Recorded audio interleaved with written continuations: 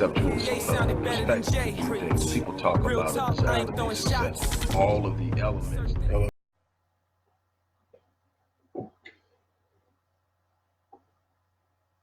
Good morning, everybody. Dr. Rick Wallace dropping in on you. I hope that everybody's having a great week, off to a great start. As I always say, regardless to where you're at in your week, in your day, in your goals, in your vision, in your aspirations, in your idea of what would be idyllic for you, regardless to where you're at, if you're on time, if you're ahead of schedule, if you're behind, if you're in a dark moment, keep living, keep pushing, keep fighting, keep expecting something better, keep preparing for something better, keep growing into something better, and something better will happen. You're not going to circumvent the painful times in life. You're not going to circumvent the vicissitudes and sudden changes, unexpected changes that are going to come by. That's par for the course. That's a part of life. You are going to have to be willing to adjust and keep moving. You're going to have to be willing to take some blows and some bumps. You're going to have to be willing to get knocked down a few times. This is not about ease. I posted earlier this morning that faith does not make it easy. Faith makes it possible. Just because it's possible doesn't mean that it's easy, doesn't mean that you're simply going to roll through it. Now, what I can tell you from my life experiences, as well as those that I've had the pleasure of knowing or studying that have proven to be very successful in whatever it is they've done, is that there are going to be those moments where you are in such a groove and you're building momentum and you're riding the wave of a particular moment that you will feel momentum, and you will have times and frames in your life where it seems everything is going exactly the way you want it to and it's moving. And then that momentum will ultimately be disrupted because life happens.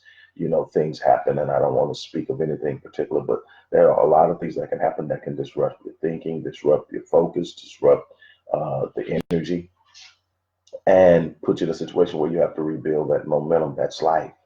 It happens. It happens to the best of people. The idea that you, because you master something or you come into a new idea of something and you got it figured out, so you think the idea that that's going to mean that you got everything working and nothing's ever going to go wrong again is a foolish assumption, a postulation. You have to understand that life is going to throw some curveballs at you, and it's going to come at times that are not necessarily the best time. That's one thing that I can tell you is when you least need it to happen is when it probably will happen. And then you just have to sit up and be prepared to push through. Success is not about the circumvention of difficult moments. It's about the perseverance through them. And that's what I want to encourage you guys to do. Also, if you haven't gotten we're changing it from consulting and coaching subscription to the coaching on demand subscription. I haven't did it in the link there yet, but that's what we're changing it to, coaching on demand. We're upping it to 2 sessions a month. We'll come back later on the day and explain to you just how powerful this subscription is going to be with some new additions, some new changes. So if you want to get that, go ahead. You will benefit on all the new changes, including the extra session a month, which now 6 times overpays for the subscription.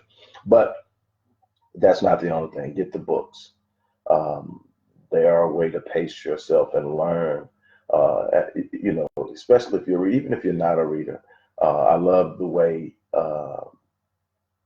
that you can tie and correlate success directly with how many books a person reads a year. The average person reads a book a year. The top 4 or 5% of the successful people in this country read a book a week, 4 books a month. And that is not a coincidence. There's a great deal to be taken from how much you read. You need to increase that. So do that. There, you know, also the opportunity to work with me one-on-one directly from anywhere to 12 weeks to a year. That is the flagship programs at the Visionetics Institute. It's what I get the most kicked out of because I'm working individually with a person on a week-to-week basis to address issues, to grow, and to do things of that nature. So I'm always excited about that. I have a few slots open currently. So if you're interested in that, jump in. Let's talk about how to master your morning routine. If you follow me for any amount of time, you know that I treat my morning routine with the most precious care. I believe I'm a part of the school of thought that if you win the first hour of the day, you win the day, or if you win the morning, if you get your day started right, you are going to have a more effective and profitable and productive day. Does not mean that getting started on the right foot is going to inoculate you from bad moments of challenges or fires that get started that you have to put out or anything of that nature. It just simply puts you in the right mindset. It creates the right energy. It creates the right expectations. And remember, God, life, the universe meets us at the level of our expectation. So it's extremely important that you develop a routine that puts you in the right frame of mind. One of the things that I do immediately that is different from most people, and I don't have it listed here, but I guarantee you need to do this, and that is leave that phone alone. If you have a habit of picking up your phone the moment you wake up, put it in another room. Put it in the restroom, in the master suite, whatever you have to do, but don't have it on your nightstand if you got to pick it up and start to look at it. Why? Because then you've surrendered your personal sovereignty to whatever content and notices and messages and emails and all that that's going to be on the phone. In other words, you're going to allow an event that you don't control to set your state of being, your state of thinking, your frame of mind. You have to be the person in control of how you're thinking, because how you're thinking is going to determine how you engage the day. I cannot stress this enough. Don't put that phone next to that bed and pick it up when that alarm goes off. Me is an hour. I don't open my phone for the first hour of the day. The first thing I do is I wake up.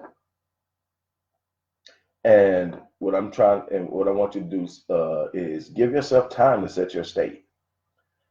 I've gotten to the point now that I give myself as much as an hour, at least an hour. It doesn't always take that.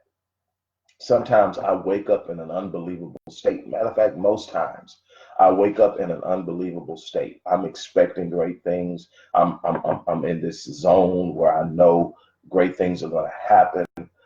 I'm not in a state of angst or worry or stress about anything that's going on. Doesn't mean that I don't have problems on the table. You can't do as much as I do on a daily basis and not have things that aren't going right. You can't deal with as many people as I deal with and not have things that aren't going right. But I don't wake up with that on my mind. It's not that it's not a priority. It's that can't set the tone of my day. That can't set my state of mind. I can't allow that to be the force that's going to dictate how I respond to everything else. So what I do is I wake up and the first thing I do is I establish a heart of gratitude. You've heard me say this so many times. Why? Well, there are a couple of things. We understand now that there's scientific evidence, there's a bunch of empirical data that points to the fact that we emit energy. And the energy we emit is resonant, meaning that whatever energy level or frequency we're on is going to determine what we're able to pull and draw to us. We could aspire to something, we could be driving for something, but if we don't find the proper frequency and we don't sustain that frequency for the vast majority of the time, then we're going to find it almost impossible, if not impossible, to obtain those things we desire because we're on the wrong frequency. In other words, energy attracts like energy. So what do you want to do? What I can tell you is gratitude has almost can come anywhere around 550 to 625 hertz on the hertz scale. That's a very high frequency. That's higher than love on the frequency. And 700 is where you start to really hit transcendent energy and power, where you start manifesting and creating crazy supernatural things. And so when you're at 600, 625, You're up there. Gratitude is the gateway to abundance. It's not the plan you have. It's not how much resources you have on hand. It's none of those things. The abundance comes through the ability to be grateful. Why? Because gratitude and appreciation and thankfulness is a capacity to receive. See, the more grateful you are about things, the more you open up to receive more things. The less grateful, less appreciative, the more that you notice lack, the less appreciative, and the more you complain, the tighter the gateway to receive is. That's just natural. That's proven over and over again. It's been that way since the beginning of time. You have to open the gateway. So why not start your day with the gateway wide open? Because things are going to happen that'll close the gate a little bit. You don't want to start with your gate closed, stressed out about what's going wrong, stressed out about what could be, stressed out about things that probably will never even happen, stressed out about, matter of fact, studies show that 40% of the stuff that we stress out about will never happen. The 40% of what we worry about on a daily basis will never even happen. It's anticipating the negative. And you have to change your mindset, because that stress, while the negative thing you're worried about didn't happen, that negative energy you create during the process of worrying locked out positive things that could have been happening in your life. So you're going to have to learn how to create the state. So the first thing I do is I establish gratitude. Easiest thing in the world for me to do, because I'm married to this unbelievably gorgeous woman who literally has a heart that motivates me. She has a heart that causes me to aspire to be the best I can be. She has a heart for giving to other people. She has a heart for blessing other people. Many times, from a superficial level, not getting anything in return. And I look at her and I look at how she loves our family, how she loves me, how we're always looking to build and grow together. And I'm grateful. And then I get up and I get myself ready, wash my face, do all that stuff you do, throw on my clothes, head out, and heading to my office in my house. I have to pass by the rooms of the kids, and I'm thankful that I have been given the responsibility of influencing their life, of preparing them to go out into the world and provide them with an environment of safety. And I look at what I've been allowed to do in their lives, and I don't see perfection. I don't see everything that I desire to be in a man, but I see that I've come a long way from where I was when I had my first kids. And then I'm growing, and then I'm becoming, and I'm grateful. And then I come down and I sit down and I look at my vision board and I look at, man, I can take some of that stuff down because I've already got it. I'm grateful. And that'll make room for the next stuff I put up. I'm grateful. And then I sit down and I start to establish my ability and my power through my thought processes to create the reality I desire. And that I don't expect it to come easily. I don't expect it to come without challenge. I don't expect it to come without some setbacks, some frustrations, some disappointments. That's part of the course. That's not why I'm excited. I'm excited because I've learned that no matter what I've been faced with, I've overcome. See, when I get into a bad situation, when I get into a dark situation, and I've had a number of them over the last couple of months, it's just life. You're not going to skate through that. I don't care who you are. If you got somebody presenting to you that they don't have problems, watch them. And they may define the problem different, and they may not call it a problem, but they're saying nothing ever happens negative to them. Watch out for that, because that's not how life operates. It's not about the circumvention. It's about the power to do things. So my whole thing is, when you get in that situation, you got to have an idea. So when I'm coming up on something, I'm looking at it, I'm like, hey, it's not that nothing goes wrong. It's that no matter what, when I sit up and I'm having a bad moment, a dark moment, you know what happens? I examine myself and I look back. There are times I don't spend a lot of time in my past, because I don't want to consult the past for the things I'm trying to do in the future, because the things I'm trying to do in the future are things that haven't been done in the past. I'm not trying to repeat the past, even though the past for me isn't the most horrible thing in the world. I've had some horrible moments. I've had some extremely horrible moments. But if I measure my life in totality, I've been blessed. So I can look in that and be thankful. And I'm grateful for the past that I've had, because there are a lot of people who haven't had what I've had, a lot of people who haven't experienced what I've experienced. But here's what I do. I don't spend a lot of time with it, but one thing I do, when in matter of fact, I got this from the prophet Jeremiah, who wrote in Lamentation, says, these things I recall to mind. He's talking about the things that he's been through and how he came out of them. That he could have been dead, when he was thrown in the pit, all the things that is logged in Jeremiah that happened to him that could have took him out, but he's still there. He says, these things I recall to mind, therefore I have hope. Well, what I do is when I go through my dark moment, I sit up and I look back over my life, and what I realize is that in every dark moment, I won. I survived. So if I'm going to take a score, I'm literally 100% on overcoming dark moments. I haven't yet been destroyed by a dark moment. I haven't yet been taken out of the game by a dark moment. That when I look back, no matter how dark it got, I came out of it. That's saying, hey, you're batting 1,000 on coming out of dark moments. You've been built to come out of dark moments. You've been established as capable of coming out of dark moments. Dark moments don't destroy you. Matter of fact, look a little closer and you'll find that when you came out of each of those dark moments, you were better as a man, as a business person, as a father, as a husband than when you went into them. See, the dark moments refine you. The dark moments lift you. The dark moments empower you. The dark moments prepare you. See, you start to see things differently. So now even the dark moment is not something to dread. You understand this is going to be a tough time. This is going to be a tough period. But what happens is I'm going to push through. How are you going to push through, Rick? I don't give myself a way out.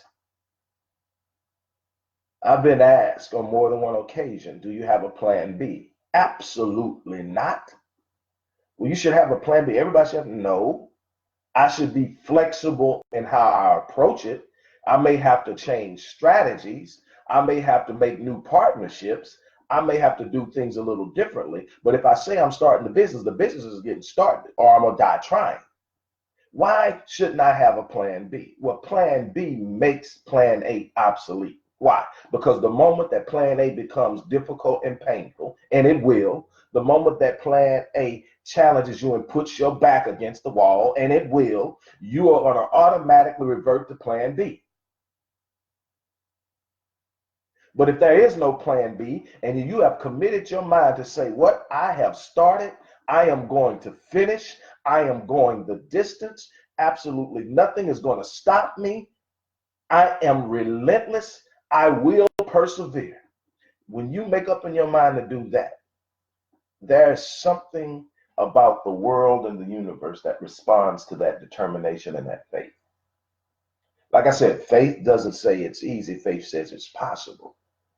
Faith sets the stage for what will happen if you persevere. We can't lose hope. We can't give up. We can't turn back. We cannot retreat. No surrender, no retreat. We stand firm. We push forward. Oh, are you going to get knocked down? Yes. As Les Brown says, if you get knocked down, do your best that you can to land on your back. Les says that if you land on your back, you can look up, and if you can look up, you can get up. And so when you get knocked, just be able to say, hey, look, I'm getting back up. You know how many times I've gotten back up in my life?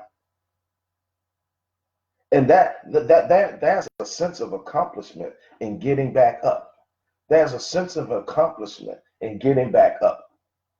You know, when I think about getting back up in the middle of a difficult time, you know, when I'm thinking about getting back up and I'm looking at everything that's happening in my life and I'm going through a difficult moment and I get up, you know what I'm thinking about? I'm thinking about how I am literally training the universe to deal with me. Because see, what happens is, you ever seen a movie? When I think about it, there have been numerous movies like this, but the one I think about is Rocky.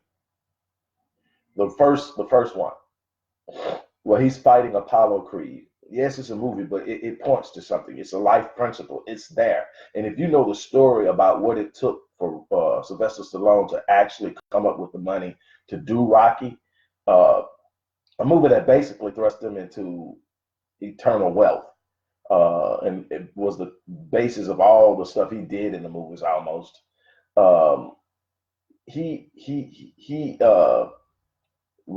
wrote that plot, came up with it, and would not sell or compromise on it at all. Went broke, lost his family, lost his dog, actually sold his dog to eat, and then had to go back and basically buy the dog back for like $15,000 and give the guy a spot in Rocky to get the dog back. But I mean, just mad crazy, just would not quit, would not give up, would not turn around. And, you know, it's like that. But if you look at this fight, Apollo Creed is putting this whooping on this dude. This dude can't land a punch. I mean, he's just getting hit. And, you know, it's almost a joke. It's supposed to be an exhibition match, but nobody told Rocky, right? Rocky's coming in with thinking he's gonna win. He fools around and he lands a blow. And all of a sudden, when he lands that first blow, Apollo's hurt because he can feel it. And then he realized this dude can hit. I can't let him hit me. And they go back and forth, right? And Apollo's still winning the fight. And then Apollo finally knocks him down. You know, where he's shook. It's not just a flash knockdown. He's shook, right? And you're looking at it. And if you watch Apollo's got his back turned to Rocky. He's celebrating, hands up in the air. I finally got this guy out of there. Oh, yeah, it's good. I've got him out of there. And then he turns back around and Rocky has gotten up. Do you see the air go out of him? At that moment, watch it. The air goes out of him. That's what happens to people who oppose you. That's even what happens in the negative energy in the universe. When you're that person that no matter what happens, you're going to get back up. You send a message to the enemy. This is going to be a long day if you think you're going to take me out. You send a message to the universe. If you think you're going to shut me down, you better be ready to put in some overtime. And what happens is that you've got such an intent to finish that the universe can't match it. You got to understand that when you make up in your mind that I'm going to either get it or I'm going to die trying, that energy is so powerful that it starts to literally shift the environment around you. That people start to act different, that doors start to open, that even difficult moments aren't as difficult as they used to be. Why? Because I am not, you can't win. See, if you can't stop me, you can't beat me. You may delay me, but you can't beat me because I'm not going to quit. See, it's not about how fast you get it done. It's not about how much you can get support behind you. It's not about any of the things that people get caught up in. The end of the day, it's about the distance you're willing to go. And if you are willing to go the distance, there's absolutely nothing that can be done to stop you. You're going to execute faith. And that's one of the biggest problems we have, is that we don't execute our faith. We don't sit up and actually take what we say we believe about ourselves, about our lives, about our relationship with God, and actually put it into a practical plan of execution where we're following through on what we believe about ourselves, where we're actually doing some work to change our environment, doing some work to change our situations. That's when you truly see. See, faith isn't simply the belief. It's the execution that is driven by the belief. See, when you believe something enough, you move on it. See, when you believe something enough, you're not waiting for it to magically happen. When you believe something enough, you're willing to invest in it because you believe there's a return. See, when you're sitting up saying you're believing, but you're really not believing, you're not really going to put a whole lot of effort in it because you don't see any return coming back. Nobody invests a lot of energy and effort into something they don't believe will happen. And then when they don't get the results that they desire, they sit up and reinforce that negative belief that it wouldn't happen. And now they even put forth less effort than they initially put forth, and they get poor results, and they keep reinforcing the idea that it can't happen till they just stop trying. On the flip side, when you believe something is possible, you truly act on it, and you act on it with a force of intent that I'm going to put some true energy and effort into it because I understand that my results are going to be directly corresponding to the effort that I put in. So I'm going to put in some real effort, and what happens? You get back some positive results that reinforce the belief, that drive you to try even harder next time, that puts forth even greater results, that reinforces the idea that makes you try even harder the next time. You're either building more momentum upward or you're spiraling down based off of your beliefs and the actions that follow. You have to execute your faith. You can't sit up there. Faith is not stagnant. Faith is not static. Faith is dynamic, meaning that it is powerful and it is always moving. You have to be able to execute your faith.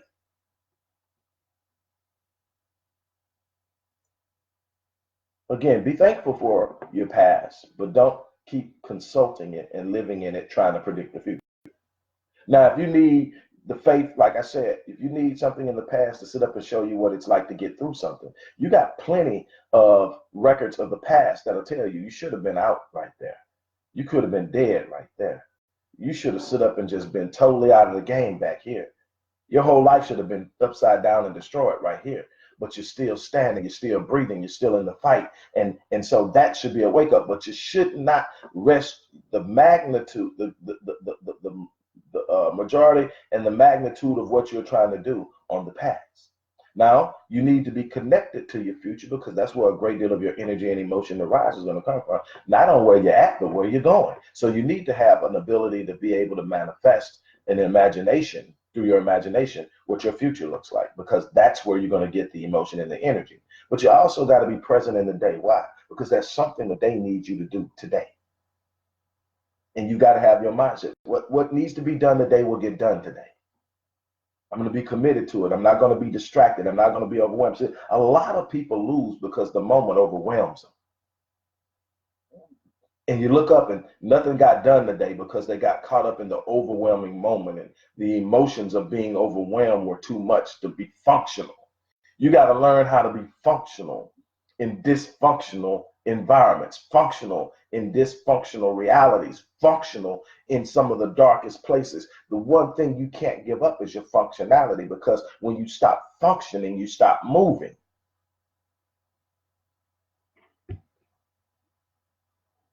And finally, you have to understand that your mind is the most powerful tool or weapon that you have at your disposal. But what you also have to understand is it can be your worst enemy. It could be a liability or it can be an asset. You're going to have to determine that by how you focus on things, how you look at things, what you expect out of life, how you perceive things. See, that's why you can look at two people coming from the same background, going through the same situations with two totally different outcomes. Perspective. One looked at it from the role of a victim, another looked at it from the role of a conqueror, and they had two different outcomes. One was waiting on somebody to fix it for them and release them from it, or rescue them from it. The other one was sitting up saying, I don't like it, I'm going to change it. I don't like it, I'm going to change it. I don't like it, I'm going to change it. And I'm going to keep on doing it until I get the results that I desire. I'm never going to be satisfied with anything less than what I believe for myself to be mine. So if I don't have it, I'm still pushing. If I don't have it, I'm still fighting. If I don't have it, I'm still growing. I'm still shifting. I'm still evolving. I'm still elevating until I get to the point where I can look at my life and say, I've gotten everything that I've come here for. I've done everything I was designed to do. I have written my legacy. I have laid it in stone, and it will live long after I'm gone. If you haven't gotten there, you got work to do. Get up, put in the work.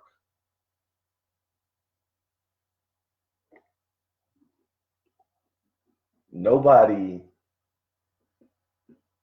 can do for you what needs to be done but you. Nobody. It's going to be up to you to do it.